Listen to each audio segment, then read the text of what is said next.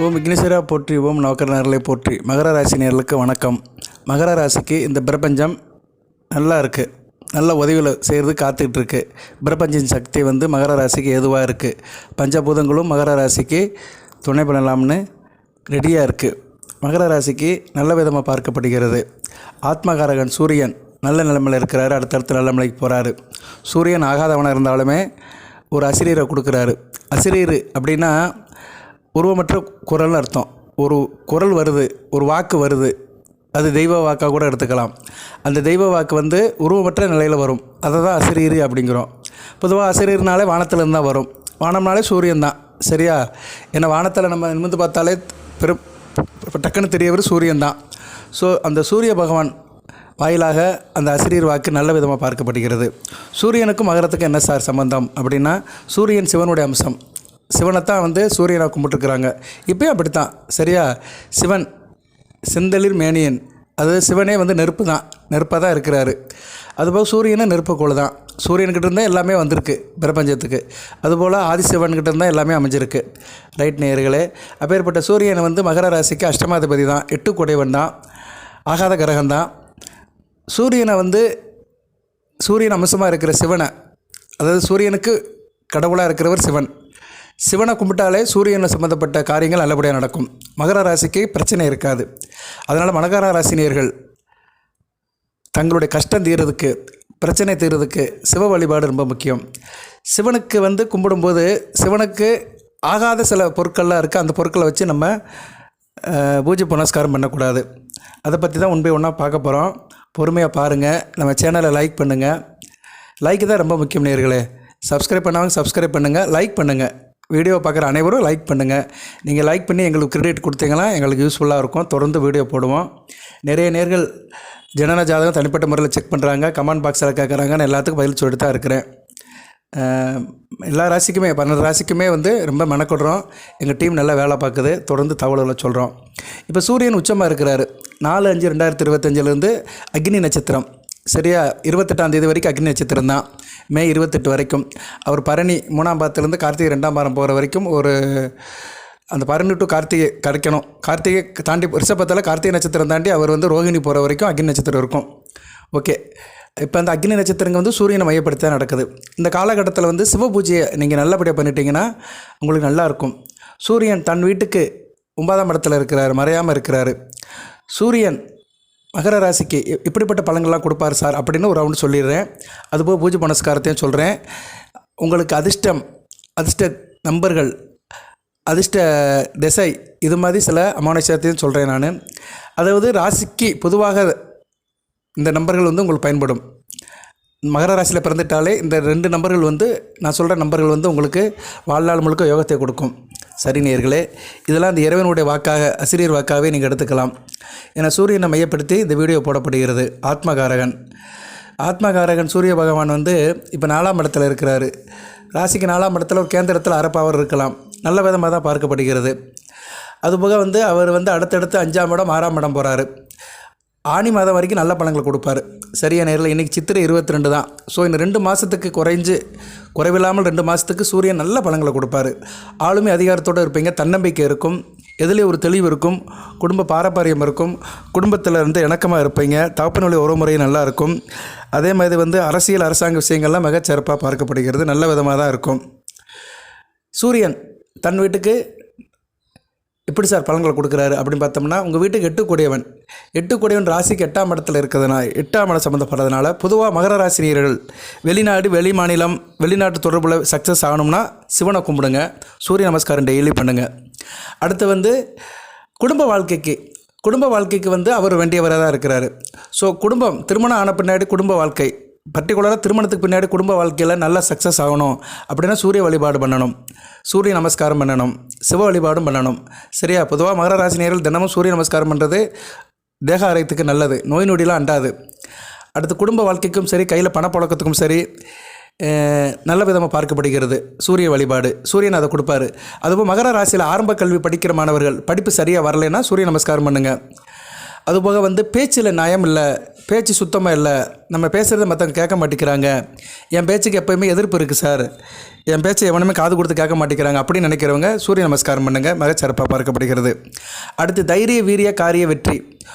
சில பேர் வேலைக்கு போகும்போது ரொம்ப சோம்பேறித்தனமாக இருப்பாங்க, உத்தியோகத்தில் வந்து ரொம்ப சோம்பேறித்தனமாக இருப்பாங்க. அவங்களுக்கு வந்து சூரிய நமஸ்காரம் எந்த அளவுக்கு பண்ணுறீங்களோ உத்தியோகத்தில் ஒரு முன்னேற்றம் இருக்கும், ஒரு ஏற்றம் இருக்கும், ஒரு தெளிவு இருக்கும். ஸோ உங்களுக்கு ஆரம்பகற்ற வெற்றி, தைரிய வீரிய காரியம் எல்லாத்துக்குமே சூரியன் வருவார். சரியா? அதனால் நீங்கள் வந்து சூரிய நமஸ்காரம் பண்ணினீங்கன்னா இந்த 3 விஷயம் சரிப்படும். இளைய சகோதர விஷயத்திலும் சில பிரச்சனைகள் இருந்தாலும் சார்ட் அவுட் ஆகும். உடன் பிறந்த தம்பி சங்கத்தி இவங்க வழியில் சில பிரச்சனைகள் இருந்தாலுமே சூரியன் அதை வந்து உங்களுக்கு வந்து சார்ட் அவுட் பண்ணுவார். அடுத்து பார்த்தோம்னா வந்து உங்களுக்கு வந்து குடும்ப வாழ்க்கை, வீடு மனை வண்டி வாகனம் இதுக்கெல்லாம் வந்து சூரிய நமஸ்காரம் நல்லபடியாக இருக்கும். வண்டி வாகன யோகத்துக்கும் சூரியன் வருவார். சரியா? 4ஆம் இடம், உங்கள் ராசிக்கு 4ஆம் இடம், அவர் வீட்டுக்கு 9ஆம் இடம் வருது, நல்ல அமைப்பு தான். சரியா? அதனால் வந்து நல்ல விதமாக பார்க்கப்படுகிறது. அதனால் உங்களுக்கு வீடு கட்டணும், புதுசாக இடம் வாங்கணும், மனை வாங்கணும், வீடு கட்டுற வேலை டிலே ஆகுது. சரியா நேரில் இதுக்கெல்லாம் வந்து நீங்கள் வந்து சூரியன் வழிபாடு, சூரிய நமஸ்காரம், சிவன் கோயிலுக்கு போகணும். இதை கூடுதல் படுத்திக்கணும். இப்போ 4ஆம் இடத்துல தான் இருக்கிறாரு. அதனால் உங்களுக்கு வந்து வீடு மனை சம்மந்தப்பட்ட காரியங்கள் மனசில் நிறைய ஓடும். புதுசாக வீடு வாங்கலாமா, இடம் வாங்கி வீடு கட்டலாமா, இல்லைனா இண்டிவிஜுவல் வில்லா வாங்கலாமா, அப்பார்ட்மெண்ட்டில் ஃப்ளாட் வாங்கலாமா, இப்படிலாம் நிறைய பேருக்கு மனசில் எண்ணங்கள் ஓடும். நல்ல விஷயந்தான். ஒரு மனிதன் பூமியில் பிறந்துட்டானா அவன் ஒரு வீடு வாங்கணும், ஒரு காலி மனைனாச்சும் வாங்கணும், கையளவு இடம் இருக்கணும். அதை செஞ்சால் தான் வாழ்க்கை வந்து பரிபூர்ணமாக ஆகும். அது மாதிரி ஐடியாலாம் உங்களுக்கு வரும். அதெல்லாம் இப்போ சூரியன் செய்வார். அதனால் வந்து உங்களுக்கு வந்து அந்த ஆத்மகாரகன் நல்ல பலங்களை கொடுப்பாரு. அந்த அசிரியர் பலிக்கும், அந்த தெய்வ வாக்கு உங்களுக்கு கண்டிப்பாக பலிக்கும். நீங்கள் வந்து அடுத்த லெவலுக்கு போக போகிறீங்க. சரியா நேர்களே? இதில் இன்னொரு விஷயத்தை சொல்லிடுறேன். வருகிற 14ஆம் தேதி வந்து உங்கள் ராசிக்கு நல்ல நாளாக பார்க்கப்படுகிறது.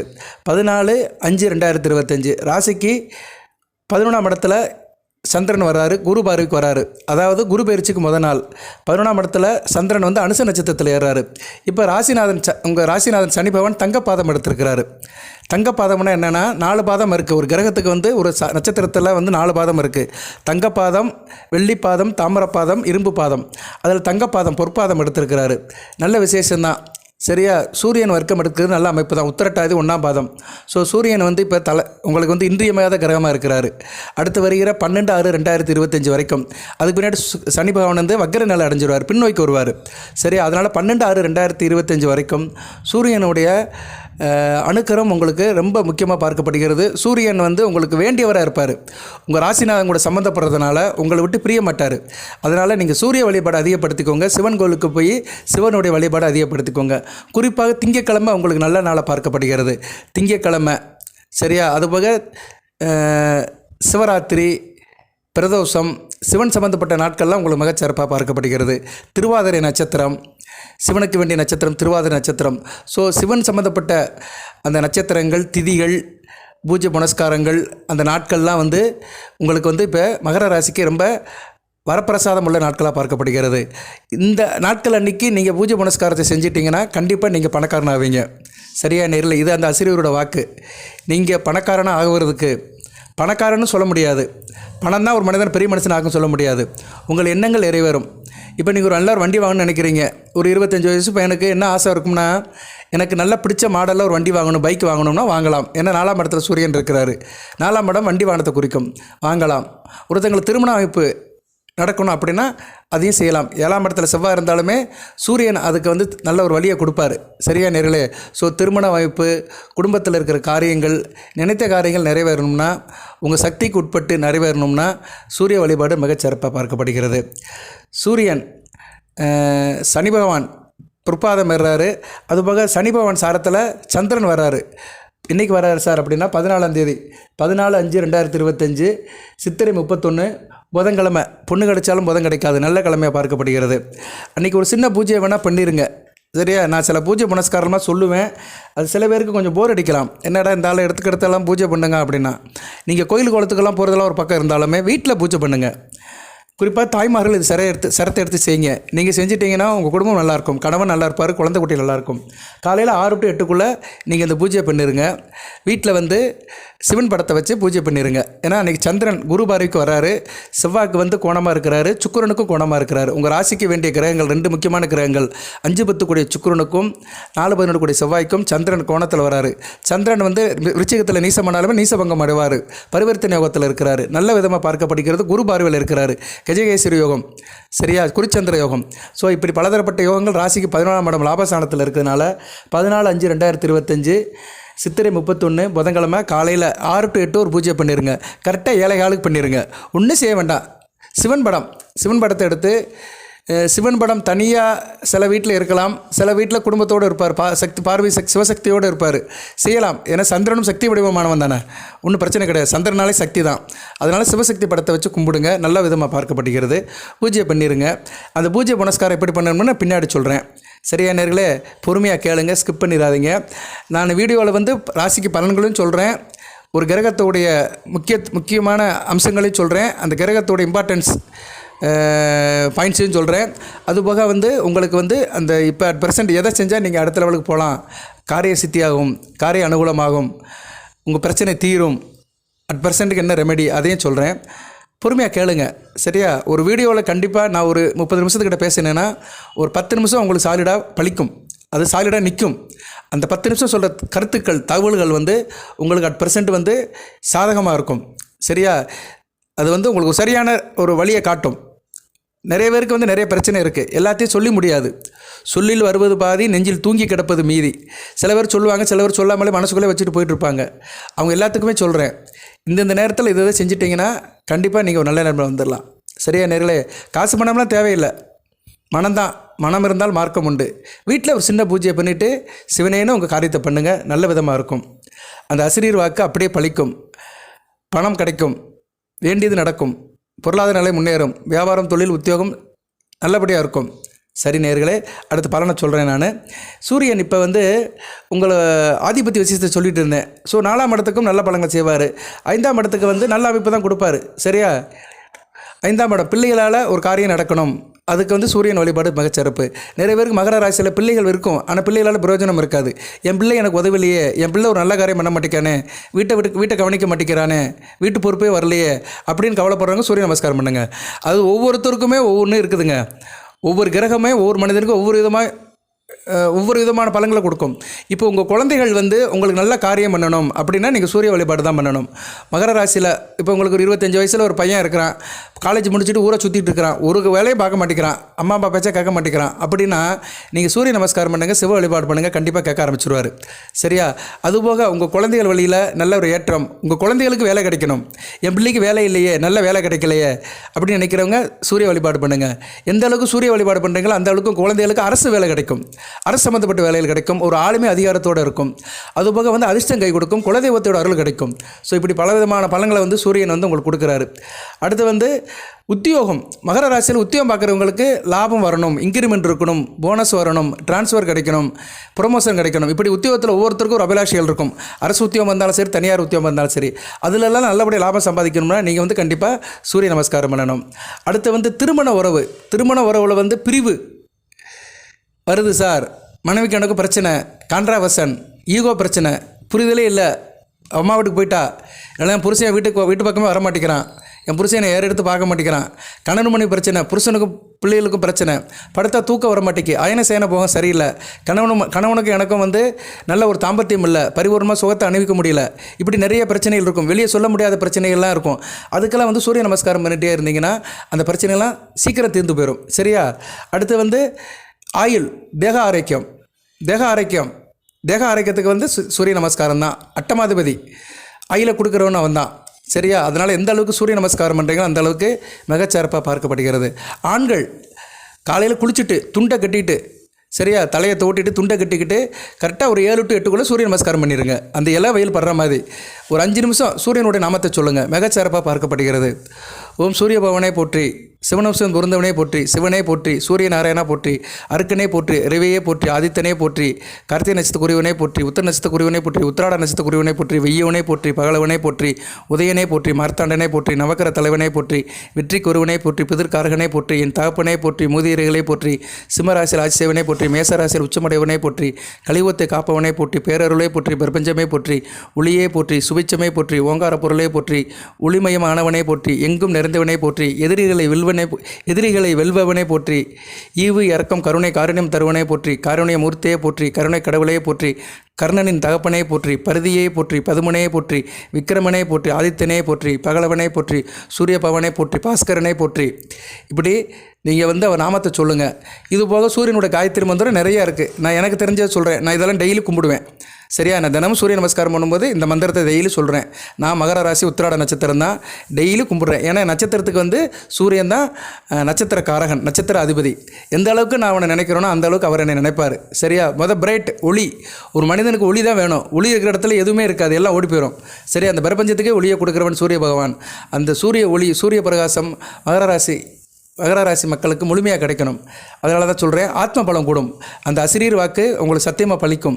சரியா? அந்த அசிரீர் வாக்கின்படி ஆத்ம பலம் கூடும், அனைத்து வசப்படும், ஆயுள் தீர்க்கமாக இருக்கும், அனைத்துக்கும் நீங்கள் தகுதியானவனாக இருப்பீங்க. சூரியனை கும்பிட்டாலே நீங்கள் எந்த வழியில் ஈடுபடுறீங்களோ அதில் ஃபிட் ஆயிடுவீங்க. இதுதான் ஒரே வரியில் சொல்லி வீடியோ முடிச்சிடலாம். நீங்கள் ஒரு விஷயத்தை நாடுறீங்க, அதில் ஃபிட் ஆகணும் அப்படின்னா சூரியனை கும்பிடணும். அவர் தான் ஃபிட்னஸ் சர்டிஃபிகேட் கொடுக்குறவரே சூரிய பகவான் தான். ஓகே. அடுத்து அப்பா மகன் உறவுக்கு கொஞ்சம் இதாக கொடுப்பார். ஏன்னா அவர் அட்டமாதிபதி, 8ஆம் இடத்துல இருக்கிறார். சூரியன் பிதிர்காரகன், ராசிக்கு 8ஆம் இடத்துல இருக்கானா அப்பாவுக்கும் மகனுக்கும் சில பிரச்சனைகள் இருக்கும். மகர ராசியில் பொதுவாக அப்பா மகனுக்கு பிரச்சனை, தகப்பன் வழியில் பஞ்சாயத்து, தகப்பன் வழி உறவுகளை பிரச்சனை, பங்காளி பிரச்சனை, இடமனை வீடு பிரச்சனை, சொத்து பத்து பிரச்சனை, அப்பா நிலம் அப்பா வீடு, இதில் பஞ்சாயத்து நடக்கு, கோர்ட்டு கேஸ் நடக்கு. இதெல்லாம் பிரச்சனையில் இருக்கிறவங்க சூரிய வழிபாடு பண்ணினீங்கன்னா மிக சிறப்பாக பார்க்கப்படுகிறது. அடுத்து தொழிலுக்கு நல்லா இருக்குங்க. தொழிலுக்கு மிகச்சிறப்பாக இருக்கும். தொழில் முனைவோர்கள் சூரியனை கும்பிட்டீங்கன்னா வெற்றி கிடைக்கும். ஆரம்ப நல்ல வெற்றி கிடைக்கும். அது பெரிய தொழிலுக்கு சொல்ல மாட்டேன், ஆரம்ப கட்ட தொழில். சின்ன தொழில் பண்ணுறாங்கல்ல, வீட்டு பக்கத்தில் கடை வச்சுருப்பாங்க, ஒரு ஸ்மார்ட்டாக ஒரு வேலை வச்சுருப்பாங்க, ஒரு சின்ன ஒரு டிபார்ட்மெண்ட் ஸ்டோர் வச்சுருப்பாங்க, இல்லை ஒரு ஃபேன்சி ஸ்டோர் வச்சுருப்பாங்க. சின்ன தொழில் பண்ணுறவங்களுக்குலாம் நல்ல வெற்றியை கொடுப்பார் சூரிய பகவான். சரியா? அதெல்லாம் ஆரம்ப கட்டத்தில் உள்ள வெற்றிகளை உடனே கிடைக்கணும். ஸ்டார்டிங் டேபிள் இல்லாமல் தொழில் போகணும், தொழில் எந்த பிரச்சனையும் வரக்கூடாதுன்னு நினைக்கிறவங்களாம் சூரிய நமஸ்காரம் பண்ணிங்கன்னா மிகச்சிறப்பாக பார்க்கப்படுகிறது. 4ஆம் இடம் நல்லாயிருக்கும். தாய் அன்பு, தாயாரோட அன்பு கிடைக்கணும். தாய் வழி உறவு நல்லா இருக்கணும். தாய் மாமனோட உறவு நல்லா இருக்கணும். விவசாயம் நல்லா இருக்கணும். தோட்டம் பயிர் பச்சை இதெல்லாம் நல்லபடியாக இருக்கணும். பூமி சம்மந்தப்பட்ட வேலைகள், ரியல் எஸ்டேட், பில்டிங் கான்ட்ராக்ட் இதெல்லாம் நல்லபடியாக இருக்கணும். அப்படின்னா சூரியனை தான் கும்பிடணும். நீங்கள் போலீஸ் டிபார்ட்மெண்ட்டில் வேலை இருக்கணும். போலீஸ் டிபார்ட்மெண்ட்டில் வேலையை போனாலுமே நான் இந்த கான்ஸ்டபிள் ஏட்டை வேலைக்கெல்லாம் போகக்கூடாது. நான் ஐபிஎஸ் முடித்து நேரடியாக டிஎஸ்பி ஆகணும், இல்லைனா ஏசி ஆகணும், அசிஸ்டன்ட் கமிஷனர் ஆஃப் போலீஸ் ஆகணும்னா சூரியனை தான் கும்பிடணும் நீங்கள். சரியா? ஐபிஎஸ் முடிக்கணும்னாலே சூரியனை தான் கும்பிடணும். செவ்வாயோட அனுக்கிரகம் தேவைப்படுது. இருந்தாலும் சூரியன் தான் அந்த பதவியை கொடுப்பார். செவ்வாய் அனுக்கிரகம் இருந்தால் கான்ஸ்டபிள் ஆகலாம், இல்லைனா ஹோம் கார்டாக கூட போகலாம், இல்லைனா செக்யூரிட்டியாக கூட போகலாம். வாட்டர் மேபி காக்கி யூனிஃபார்ம் போடலாம். யூனிஃபார்ம் சர்வீசஸ் அடிக்கிறாங்க. யூனிஃபார்ம் சர்வீசஸ் நிறையா இருக்குது இன்றைக்கி. சாதாரண செக்யூரிட்டியும் யூனிஃபார்ம் தான், ஹோம் கார்டில் இருக்கிறவரும் யூனிஃபார்ம் தான், ஒரு போலீஸ் டிபார்ட்மெண்ட்டில் ஐஜியாக இருக்கிறவரும் யூனிஃபார்ம் தான். ஸோ யூனிஃபார்ம் சர்வீஸில் பெரிய லெவலுக்கு போனோம்னா கண்டிப்பாக சூரிய நமஸ்காரம் பண்ணணும். அடுத்து உங்களுக்கு அலைச்சல், விரயம், தூக்கம், தூரதேசம், இப்படி நிறையா இருக்குது. செலவுகள் இதெல்லாம் ஸ்மார்ட்டாக இருக்கணும். செலவு பண்ணாலும் சிக்கனமாக செலவு பண்ணணும். செலவு பண்ணாலுமே அர்த்தமுள்ள செலவு பண்ணணும். ஆற்றுல போட்டாலும் அளந்து போடணும். இப்படி நிறைய கமிட்மெண்ட் இருக்கும். நிறைய பேர் கண்ணாபரான செலவு பண்ணுவாங்க. அர்த்தமுள்ள செலவு பண்ணிட்டு கையை பிசைஞ்சிட்டு இருப்பாங்க. பாக்கெட்டும் காலியாக போயிடும். அப்படி பண்ணாமல் இருக்கணும்னா சூரிய நமஸ்காரம் தான் பண்ணணும். சூரிய நமஸ்காரம் எந்த அளவுக்கு நீங்கள் பண்ணுறீங்களோ அந்த அளவுக்கு கையில் இருப்பு அதிகமாகும். தூக்கம் நல்லபடியாக வரும். அலைச்சல் இல்லாமல் இருக்கும். தூரதேச அமைப்புகள் நல்லாயிருக்கும். வெளிநாடு வெளிமாநில அமைப்புகள் நல்லாயிருக்கும். இதெல்லாம் நல்ல விதமாக பார்க்கப்படுகிறது. வள்ளல் தன்மை கூடும். சூரியன் ஏற்கனவே வள்ளல் உள்ள கிரகம். கர்ணனின் தகப்பன். சரியா? காருண்ய மூர்த்தி, கருணை கடவுள். சூரியன் தான் அச்சய பாத்திரத்தை கொடுத்தாரு. அச்சய திருதி அன்னைக்கு பாஞ்சாலிக்கு கொடுத்தாரு, தர்மனுடைய மனைவிக்கு கொடுத்தாரு. அச்சய பாத்திரம் அவர்கிட்ட தான் இருந்தது. அச்சய பாத்திரம் அல்ல குறையாது. ஸோ அப்படி அச்சய பாத்திரத்துக்கு உரியவர் சூரியன். ஒரு கருணை மிக்கவர், காருண்யமூர்த்தி, கருணை கடவுள், வள்ளல்.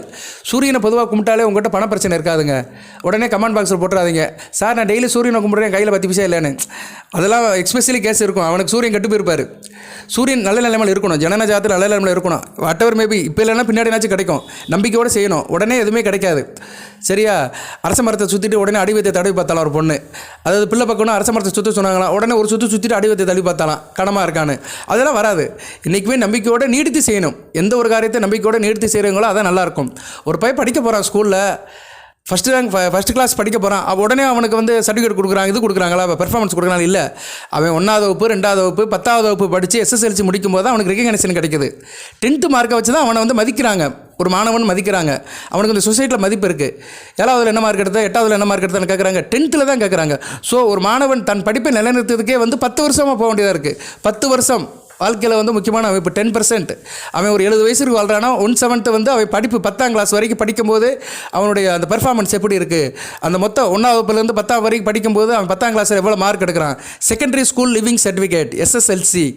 செகண்டரி ஸ்கூல் லிவிங் சர்டிஃபிகேட் என்னென்னா, அவன் அதை முடிச்சுட்டு தான் வந்து அடுத்த லெவலுக்கு வெளியே வரான். லிவிங் சர்டிஃபிகேட் ஒரு இதை முடிச்சுட்டு அடுத்து அவன் +2க்கு போகிறானோ, பாலிடெக்னிக் போகிறானோ, IT போகிறானோ, வாழ்க்கையில் இந்த சமுதாயத்தில் இந்த சொசைட்டிக்கு வந்து அவர் ஒரு மனிதனை அடையாளம் கட்டுறது வந்து SSC சர்டிஃபிகேட் தான். அதை வச்சு தான் அவன் அடுத்த லெவலுக்கு போகிறான். ஸோ ஒரு மனிதனுக்கே, ஒரு சாதாரணப்பட்ட மாணவனுக்கே தேவைப்படுது. மாணவனும் மனிதன் தானே, பாலிய பருவம் அது. சரியா? எதுக்கு சொல்ல வரேன்னா, உடனே எதுவுமே பெனிஃபிட் கிடைக்காது. 10 வருஷம் படிக்க போய் தான் அந்த 10ஆம் கிளாஸில் SSC சர்டிஃபிகேட் வச்சு தான் அந்த மார்க் வந்து ரெகக்னைஸ் ஆகுது. எப்போயுமே கேட்பாங்க, அவனுக்கு 50 வயசு ஆனாலுமே திடீர்னு ஒரு நாள் கேட்பாங்க யாராச்சும், இப்போ நீ SSCயில் எவ்வளோ மார்க் அப்படின்னு கேட்பாங்க. அந்நேரம் அந்த மார்க்கை தான் சொல்லணும். அதுபோல் தான் ஒரு மனிதனுக்கு உடனே பெனிஃபிட் கிடைக்காது, நாள் ஆகணும். சரியா? இதெல்லாம் சில பேர் வந்து இந்த கமெண்ட் பாக்ஸில் போடுவாங்க, ஆமாம் நீலாம் சொல்லிட்டு இருக்க, எனக்கு உடனே கிடைக்க மாட்டேங்கு, வேதாண்டவாதத்துக்கு போடுறது. நான் அவங்களுக்கெல்லாம் பலன் சொல்லவே இல்லை. பொறுமையாக இருக்கிறவங்க, அந்த இதுபடி நடக்கிறவங்க, ஆர்டராக இருக்கிறவங்க, சீக்வன்ஸாக இருக்கிறவங்களுக்கு கண்டிப்பாக பலன் நடக்கும். இதை நான் அனுபவிச்சிருக்கிற நிறைய பேர் அனுபவிச்சு என்கிட்ட ஷேர் பண்ணியிருக்கிறாங்க. நமக்கு வேண்டியவர்கள், சொந்தக்காரங்க, நண்பர்கள் எல்லாருமே சில காரியங்களை செஞ்சு சீராக செஞ்சு செழுமையாக இருக்கிறாங்க, சிறப்பாக இருக்கிறாங்க. சரியா? உண்மை, சத்தியம், இதெல்லாம் என்றைக்குமே பொய்யே கிடையாது. அதனால தான் நான் கான்ஃபிடென்ட்டாக சொல்கிறேன், நீங்களும் அதை செய்யுங்க.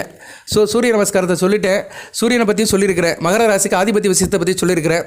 Right sir. இப்போ சூரியனுக்கு வந்து கும்பிடுறோம், சூரியன் சார்பாக சிவனை கும்பிடுறோம். சிவனை எப்படி சார் கும்பிடலாம் அப்படின்னா, சிவனை திங்கக்கிழமை கும்பிடுங்க, இல்லைனா நான் சொன்ன அன்றைக்கி கும்பிடுங்க. வாரம் திங்கக்கிழமை கும்பிடலாம். மகர ராசிக்குன்னு ஒரு மந்திரம் இருக்குது, அந்த மந்திரத்தை ஏற்கனவே சொல்லியிருக்கிறேன் நான். அந்த மந்திரத்தையும் நீங்கள் வந்து பூஜை பண்ணும்போது சொல்லலாம். இந்த மந்திரத்தை நீங்கள் டெய்லியும் சொல்லலாம் பூஜையில். ஓம் ஐங் க்ளீங் க்ரீங் ஷீங் ஷவ், ஓம் ஐங் க்ளீங் க்ரீங் ஷீங் ஷவ், ஓம் ஐங் க்ளீங் க்ரீங் ஷீங் ஷவ். இந்த மந்திரம் மகர ராசிக்காக உள்ள மந்திரம். இதை வந்து நீங்கள் விடாமல் சொல்லுங்கள், ஒரு நல்ல ஒரு முன்னேற்றம் இருக்கும். அதுபோக சிவனுக்கு பூஜைக்கு வந்து என்னென்ன மலர்கள் வைக்கணும் அதையே சொல்கிறேன். சிவனுக்கு வந்து நீங்கள் வந்து பூஜைக்கு பொதுவாக வில்வம் வைக்கலாம். சரியா? வில்வப்பூ வைக்கலாம், தும்பைப்பூ வைக்கலாம், மற்ற பூக்களும் வைக்கலாம். எக்காரம் முன்னிட்டு துளசி வைக்காதீங்க, தாமரைப்பூ, தாளம்பூ வைக்காதீங்க. துளசி தாளம்பூவை தவிர்த்துருங்க. துளசி வைக்கக்கூடாது, துளசி பெருமாள் தான் வைக்கணும்.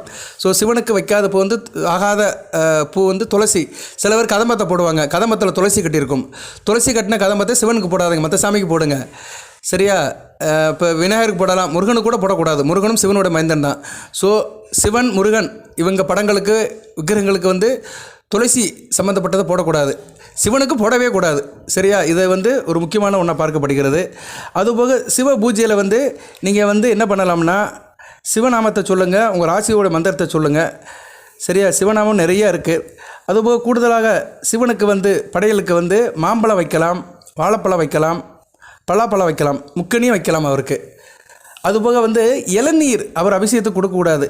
ஆனால் நிறைய இடத்துல இளநீ பண்ணுறாங்க, ஆனால் சொல்கிறாங்க இளநீ தேங்காய் தண்ணீர் வந்து அவருக்கு ஆகாது. தேங்காய் உடைக்கலாம், அந்த தேங்காய் தண்ணியை தனியாக எடுத்துருங்க. சில பேர் தேங்காய் உடைச்சிட்டு அந்த தண்ணியை வந்து நைவேத்தியத்துக்கு வச்சுருவாங்க, தீர்த்தத்துக்கு வச்சுக்குவாங்க. அப்படி வைக்கக்கூடாது. தீர்த்தத்துக்கு வந்து தனியாக தான் நீங்கள் வைக்கணும், ஜலம் வைக்கணும். சரியா? அது செம்பு பாத்திரத்தில், அந்த பஞ்சாச்சாரத்தில் தனியாக தான் வைக்கணும். வழியாக தேங்காய் தண்ணியை தனியாக அப்புறப்படுத்துருங்க. தேங்காய் தண்ணியை பூஜையில் வைக்காதீங்க, தேங்காய் உடைச்சோன்னா வைங்க. அதுபோக வந்து சிவபெருமானுக்குன்னு சில ஆகாத பொருட்கள் இருக்குது, அந்த பொருட்களையும் யூஸ் பண்ணாதீங்க.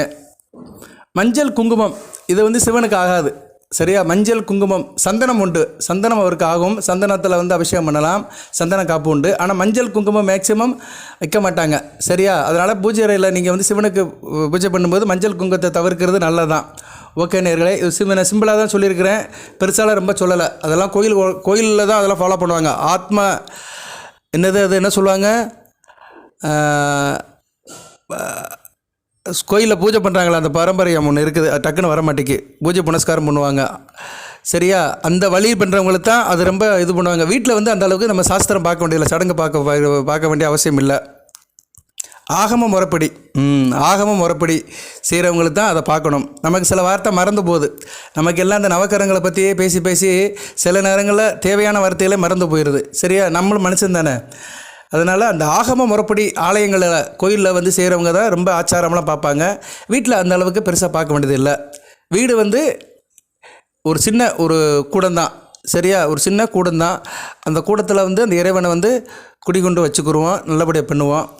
ஓகே நேர்களே, இவ்வளோ தூரம் நான் பேசியிருக்கேன். பலன்கள்னு ஒன்று இருக்குல்ல சார், அது எப்படி சார் கன்வெர்ட் ஆகுது அப்படின்னு பார்த்தோம்னா, பலன்கள் நல்லா தான் இருக்குது. மகர ராசிக்கு இப்போ பலன்கள் அப்படின்னு பார்த்தோம்னா, இன்றைக்கி தேதி மே மாதம் எடுத்துக்கிறோம். மே வந்து இன்றைக்கி 5ஆம் தேதி ஆச்சு. மே மாத பலன்கள் எடுத்துட்டோம்னா நல்லா தான் இருக்குது, ஒன்றும் பிரச்சனை இல்லை. சரியா, இறை விழுகும். குறி வச்சிங்கன்னா கண்டிப்பாக இறை விழுகும். நல்ல விதமாக தான் பார்க்கப்படுகிறது. கிரக நிலைகள் நல்லா தான் இருக்குது. மகர ராசிக்கு பணம் பொருளாதாரம் நல்ல விதமாக இருக்கும், பஞ்சம் இருக்காது. சரியா, 6ஆம் இடத்துக்கு குரு போகிறாரு, கரெக்டாக 15ஆம் தேதி போகிறாரு. 14ஆம் தேதி ஒரு பூஜை பண்ணிட்டீங்கன்னா சிறப்பாக இருக்கும். வீட்டில் சிவ பூஜை பண்ணிடுங்க. சரியா, சிவ பூஜை பண்ணாலே குருபவனோட அருள் நல்லபடியாக கிடைக்கும். 6ஆம் தேதி குரு பயிற்சிக்கு பின்னாடி உங்களுக்கு உத்தியோகம் பண்ணுற இடத்துல சரியா நல்ல மரியாதை இருக்கும், சலுகைகள் கிடைக்கும். ப்ராஜெக்ட் லெவலில் இருப்பவங்களுக்கு நல்லா இருக்கும். சீனியர் மேனேஜ்மெண்ட் போன்ற பதவியில் இருக்கிறவங்களுக்கு மிக நல்லா பார்க்கப்படுகிறது. அதுபோல் வீடு கட்டுற எண்ணம் நல்லாயிருக்கும். நான் ஏற்கனவே சொன்னேன். சரியா, பெரிய வீடு கட்டணும், ஃப்ளாட் வாங்கினவங்களுக்கு இந்த காலகட்டம் நல்லாயிருக்கும். கடன் வாங்கினாலும் பிரச்சனை இல்லை, கடனை திருப்பி கொடுக்குற அளவுக்கு சக்தி இருக்கும். அதே நேரத்தில் தேக ஆரோக்கிய பிரச்சனையை பார்த்துக்கோங்க. 6ஆம் இடத்துல குரு போகிறதுனால தேக ஆரோக்கிய பிரச்சனை வரும். வயிறு சம்மந்தப்பட்ட பிரச்சனைகள், அல்சரு, குடல் சம்மந்தப்பட்டது, கேஸ்ட்ரிக் ப்ராப்ளம் இதெல்லாம் வரும். அதனால் சாப்பாடு விஷயத்தில் கவனமாக இருங்க. சில பேருக்கு வந்து முதுகு வலி இருக்கும், முதுகு குறுக்கு வலிக்கு, தொடை வலிகை இதெல்லாம் இருக்கும். சரியா, அது குறிப்பாக அந்த சனி திசை நடக்கிறவங்களுக்கு இருக்கும். சனி திசை நடக்கிறவங்களுக்கு பொதுவாக இடுப்பு கீழே உளைச்சல் இருக்க தான் செய்யும். கவனமாக இருந்துக்கோங்க. ஏன்னா 6ஆம் இடத்துக்கு வேறு குரு போகிறாரு, சனிக்கு கேந்திரமாக போகிறாரு. ஒரு வருஷத்துக்கு வந்து கொஞ்சம் உடல்நல பிரச்சனை இருக்க தான் செய்யும். மகர ராசினியர்களுக்கு 50 வயது தாண்டியவர்களுக்கு அதிகமாக இருக்கும். கவனமாக இருந்துக்கோங்க.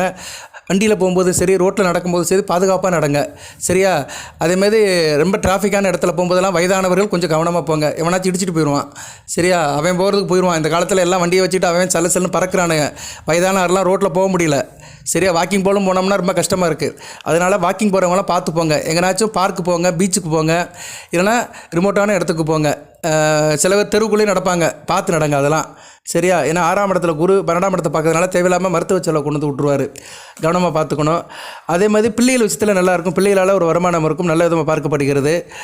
40 வயசுக்கு மேற்பட்டவர்களுக்கு நல்லாயிருக்கும். சரியா, நிறைய 40 வயசுக்கு மேற்பட்டவர்களுக்கு வழக்கு சம்மந்தப்பட்ட விஷயங்கள்லாம் நல்லபடியாக இருக்கும், நல்லாயிருக்கும். சரியா, அதுபோக குடும்பத்தில் சின்ன சின்ன பிரச்சனை வந்தாலும் எதுவும் பிரச்சனை பெருசாக பாதிப்பு இருக்காது, நல்ல விதமாக தான் பார்க்கப்படுகிறது. நான் ஏற்கனவே சொன்ன மாதிரி வயிறு சம்மந்தப்பட்ட விஷயத்தில் கவனமாக இருங்க. அஜீன கோளாறு வர்றதுக்கு வாய்ப்பு இருக்குது. குரு 6ஆம் இடத்துக்கு போய் அவர் என்ன பார்க்க போகிறாரு? அவர் வந்து 10ஆம் இடத்தையும் 2ஆம் இடத்தையும் பார்ப்பார், 12ஆம் இடத்தையும் பார்ப்பார். தூரதேச அமைப்புகளில் நல்ல லாபம் இருக்கும். தூரதேச தொழில் இருக்கிறவங்களுக்கு நல்லாயிருக்கும். வெளிநாடு வெளிமாநில தொடர்பில் இருக்கிறவங்க, விட்டு வெளியே போகிறவங்களாம் போய் பணத்தை சம்பாதிச்சு வீட்டுக்கு அனுப்பிவிடுவீங்க. சரியா நேர்களே, நல்ல விதமாக தான் பார்க்கப்படுகிறது. வீடு மனை விஷயங்கள் நல்லபடியாக இருக்கும். வீடு கட்டுறதுக்கு நல்ல யோகம் இருக்கும்.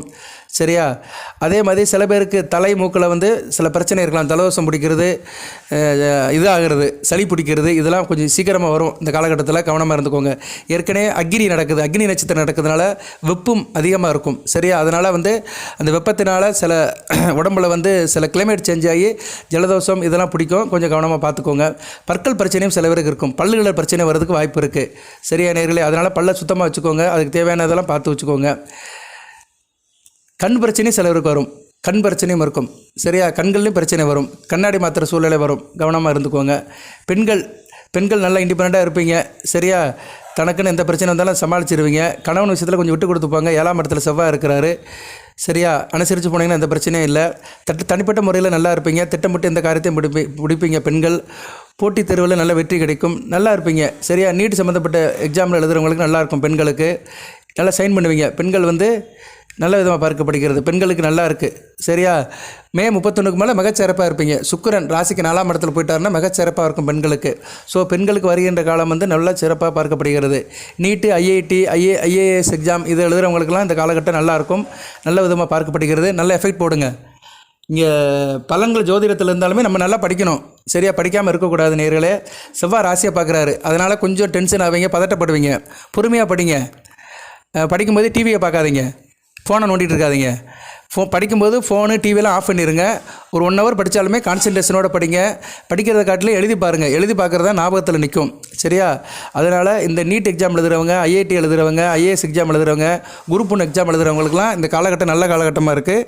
கொஞ்சம் மெனக்கிடுங்க. மெனக்கிட்டிங்கன்னா கண்டிப்பாக நல்லபடியாக மார்க் ஸ்கோர் பண்ணலாம். உங்களுக்கு நல்ல விதமாக பார்க்கப்படுகிறது. சரி நேயர்களே, நல்ல விதமாக தான் இருக்குது. நல்லாயிருக்கும், மாணவர்களுக்கும் நல்லாயிருக்கும், உயர்கல்வி படிக்கிற மாணவர்களுக்கும் வருங்காலம் நல்லாயிருக்கும். சரியா? 100க்கு ஒரு 70 to 90 மார்க் எடுப்பீங்க. சரியா? சந்தோஷம், மகிழ்ச்சி ஒரு 70% இருக்கும். கையில் காசு பணம் ஒரு 90% இருக்கும். பரவாயில்ல, பணம் தானே முக்கியம். பணம் இருந்தால் மற்றது எல்லாமே சரியாக போயிடும். அதனால் பண பிரச்சனை உங்களுக்கு சார்ட் அவுட் ஆயிரும். நல்ல விதமாக பார்க்கப்படுகிறது. ராசிநாதன் சனி பகவான் பொற்பாதம் எடுத்திருக்கிறாரு, தங்கப்பாதம் எடுத்திருக்கிறது நல்ல விதமாக பார்க்கப்படுகிறது. இருந்தபோதிலும் சூரியன் சம்மந்தப்பட்டு இருக்கிறதுனால 2 தொழில் காரகங்கள், முதன்மை தொழில்காரகனும் 2ஆம் தர தொழில்காரகனும் 3ஆம் இடத்துல இருக்கிறனால தொழில் பண்ணுறவங்க நல்ல ஒரு உத்வேகமாக இருப்பீங்க, முனப்பாக இருப்பீங்க. சரியா? நல்ல ஃபோர்ஸாக இருப்பீங்க. அதனால் தொழில் முனைவோர்கள் நல்லா பெர்ஃபார்ம் பண்ணுங்கள், நல்லா மெனக்கெடுங்க. புதுசாக எதுவும் தொழிலாக பண்ணணும், முதலீடு பண்ணணும் அப்படின்னா ஆரம்பிங்க. ஜனன ஜாதகத்தை செக் பண்ணிக்கோங்க. ஏன்னா ஜனன ஜாதகங்கிறது ரொம்ப முக்கியம். ஜனன ஜாதகத்தில் ஜாதக தசாபுத்தியை பார்த்துக்கோங்க. உங்களுக்கு ராக திசை நடக்குதா, குரு திசை நடக்குதா, சனி மகா திசை நடக்குதா, இதெல்லாம் செக் பண்ணிவிட்டு நீங்கள் ஆரம்பிங்க. சரியா நேரில்? ஏன்னா தனி மனிதனுக்கு ஜாதகம் ரொம்ப முக்கியம்தான். உத்தியோகஸ்தர்களுக்கு நல்லா இருக்கும். உத்தியோகம் பண்ணுறவங்களுக்கு சக ஊழியரோட ஆதரவு கிடைக்கும். வியாபாரிகள் நல்லபடியாக இருப்பீங்க. கூட்டணி வியாபாரம் நல்லபடியாக இருக்கும். விவசாயம் நல்லாயிருக்கும், எதிர்பார்த்த லாபம் இருக்கும். அரசாங்கத்தில் வேலை பார்க்குறவங்க நல்ல பேர் எடுப்பீங்க. கலைத்துறையில் இருக்கிறவங்களுக்கும் நல்ல விதமாக பார்க்கப்படுகிறது. பெண்கள் குடும்பத்துக்கு தேவையான ஆடை ஆபரணங்களை வாங்குவீங்க. மாணவர்கள் விளையாட்டு போட்டியில் நல்லா பரிசு எடுப்பீங்க. நல்லா இருக்குங்க, பொதுவாக நல்லா இருக்குது. இந்த வாரமும் நல்லா தான் இருக்குது. இந்த திங்கக்கிழமையிலேருந்து அடுத்த திங்கக்கிழமை வரைக்கும் 5ஆம் தேதியிலிருந்து வருகிற 11ஆம் தேதி வரைக்கும் மிகச்சிறப்பாக பார்க்கப்படுகிறது. இடையில சந்திராஷ்டமும் வருது, மே 6, 7. சரியா? அன்றைக்கி கொஞ்சம் கவனமாக இருந்துக்கோங்க. சந்திராஷ்டமம் அன்றைக்கி கவனமாக இருந்துக்கோங்க. மற்றபடி நல்லா இருக்குது நேர்களே. அந்த இறைவன் வாக்கு, அசிரியர் வாக்கு, தெய்வீக வாக்கு முடி நல்லா இருக்குது. சூரியனை நல்லா வழிபடுங்க. அதுபோல் சிவன் கோயிலுக்கும் போங்க, சிவனை வீட்டில் வச்சு வழிபடுங்க. நான் ஒரு நாள் சொல்லியிருக்கிறேன், 14/5/2025 காலையில் 6 to 8. 6 to 8னா 7 7:15 பூஜ்யம் முடிஞ்சிருங்க. சிவ மந்திரத்தை சொல்லுங்கள், மகர ராசிக்குரிய மந்திரத்தையும் சொல்லுங்கள். இப்படி நிறைய தகவல்கள் சொல்கிறேன். இதெல்லாம் தாந்திரிய வழிபாடுகள். இந்த வழிபாடுகளை வீட்டில் சிவனே செஞ்சிட்டிங்கன்னா மிகச்சிறப்பாக இருக்கும். ஒரு நேயர் கேட்டார், சார் நாங்கள் பூஜை பண்ணுற அன்றைக்கி நான்வெஜ் சாப்பிட்லாமா அப்படின்னு கேட்டார். நான்வெஜ் சாப்பிட்றதுக்கும் பூஜைக்கும் பிரச்சனை இல்லை. நீங்கள் காலையில் தானே பூஜை பண்ணுறீங்க, மதியம் சாப்பிட்டுக்கோங்க. சரியா? அதாவதுங்க, நம்ம என்றைக்குமே நம்மளை சேக்ரிஃபைஸ் பண்ணி தான் ஒரு காரியம் பண்ணணும்னு கிடையாது. சில பேர் நான்வெஜ்ஜே சாப்பிட மாட்டாங்க. அது அவங்களுடைய அமைப்பு. சில பேர் சைவ குடும்பத்தில் பிறந்திருப்பாங்க. சரியா? சைவமாக இருந்திருப்பாங்க. இல்லைனா அவங்க வேறு ஆச்சாரமிக்க குடும்பத்தில் பிறந்திருப்பாங்க. நான் இங்கே கேஸ்டெல்லாம் சொல்லலை, சரியா, ஜாதியெல்லாம் சொல்லலை. ஆனால் இன்றைக்கி எல்லாம் வகுக்கப்பட்டு தான் இருக்குது. இந்த சில கம்யூனிட்டியில் இருக்கிறவங்க சைவம் தான் சாப்பிடுவாங்க. வீட்டில் நான்வெஜ் புழங்க மாட்டாங்க. அவங்களுக்கு பிரச்சனை இல்லை. சில பேர் நான்வெஜ் புழங்குவாங்க. சரியா? இப்போ நான் புதன்கிழமை சொல்கிறேன், வருகிற 14ஆம் தேதி புதன்கிழமை தான் மேக்ஸிமம் நிறைய வீட்டில் மட்டன் சாப்பிடுவாங்க. சரி, சனிக்கிழமை சாப்பிட மாட்டாங்க, புதன்கிழமை சாப்பிடுவாங்க. சார் புதன்கிழமை பூஜை பண்ண சொல்கிறாரு சார், நான் மட்டன் சாப்பிடுவா அப்படின்னு சில பேர் எங்கிட்ட ஃபோன் பண்ணியே கேட்டாங்க. பூஜை பண்ணும்போது சாப்பிடாதீங்க. பொதுவாக காலையில் தான் நான் பூஜை சொல்லுவேன். சரியா? இதுக்காக தான் நான் காலையிலேயே சொல்லிடுவேன். காலையில் மேக்ஸிமம் எந்த வீட்லேயும் நான்வெஜ் வைக்க மாட்டாங்க, முட்டை கூட வைக்க மாட்டாங்க. பொதுவாக இந்து கலாச்சாரத்தில் இருக்கிறவங்க, இந்து தர்மத்தை ஃபாலோ பண்ணுறவங்க, கடைப்பிடிக்கிறவங்க காலையில் நான்வெஜ் வைக்க மாட்டாங்க.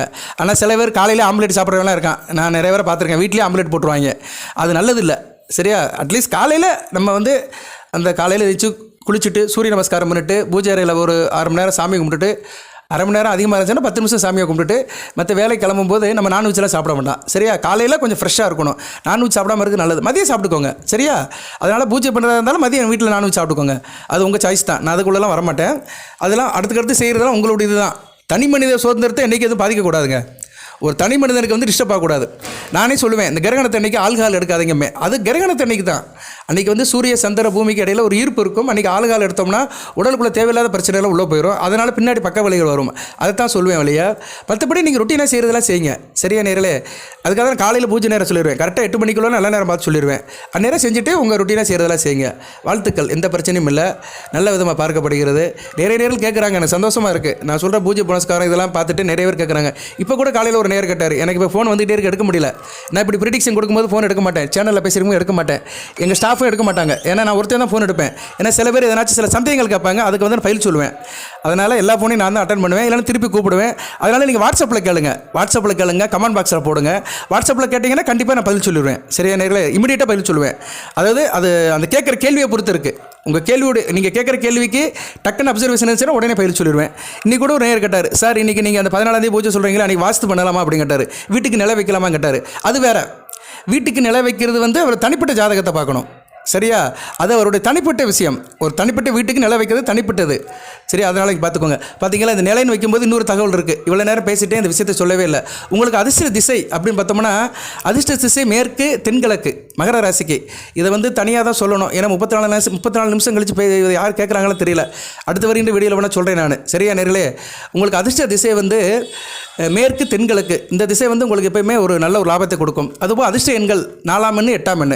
பொதுவாக மகர ராசிக்கு 4 ராகுவின் ஆதிக்கம், 8 சனி பகவானோட ஆதிக்கம். அதுபோல் 4 8 கூட்டுத்தொகை நல்லாயிருக்கும்.